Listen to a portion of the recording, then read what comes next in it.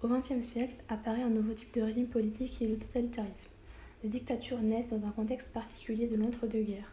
La dictature fasciste, la dictature néo-nazie et la dictature stalinienne. Ces dictatures sont plus que des dictatures, car la terreur totalitaire continue même lorsque toute opinion est écrasée. Cependant, ces régimes dépassent la simple dictature pour devenir des régimes totalitaires. Ces trois États sont sans culture démocratique, car tous les pouvoirs sont entre les mains d'un individu. Ces trois États sont à la recherche d'une cohésion, d'une unité nationale. L'Allemagne apparaît comme le pays le plus touché, notamment par son taux de chômage. Fin 1932, il y avait environ 6 millions de chômeurs totaux et près de 8 millions de chômeurs partiels.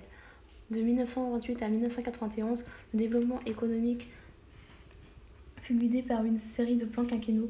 L'URSS restait en faillite dans les domaines de l'industrie.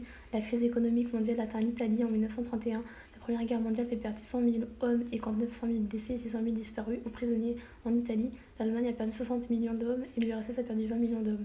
En Allemagne nazie, le seul parti autorisé est le parti nazi. En Italie fasciste, le seul parti autorisé est le parti fasciste. En URSS stalinienne, le seul parti autorisé est le parti communiste.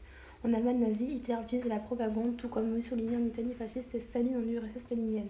Staline se fait appeler le petit père des peuples, Hitler se fait appeler comme Führer, puis Mussolini le Duce. Il témoigne donc d'un véritable culte de la personnalité. Ces trois dictateurs utilisent la violence contre leur ennemi. En Italie, Mussolini déclare qu'il faut en finir avec l'État ferroviaire, l'État postier et l'État assureur. En Allemagne, l'économie est gérée par le ministère du Reich à l'économie. Dans l'URSS, Staline instaure une économie socialiste. Staline utilise la propagande avec des affiches à sa gloire dans la rue. Plusieurs chansons lui étaient dédiées. Hitler utilise la propagande avec les défilés, les cinémas, la radio, et Mussolini utilise la propagande avec des affiches. Sous le régime d'Hitler, les jeunes étaient indoctrinés. Même chose pour la jeunesse italienne sous le régime fasciste et même chose pour le Cosmopole, jeunesse stalinienne. Il est difficile de mesurer l'impact de l'encadrement de l'ensemble de la société civile car les régimes totalitaires cherchent à mobiliser, à embrigader les sociétés pour les gagner à leur idéologie. Ils s'installent dans les vies quotidiennes des sociétés.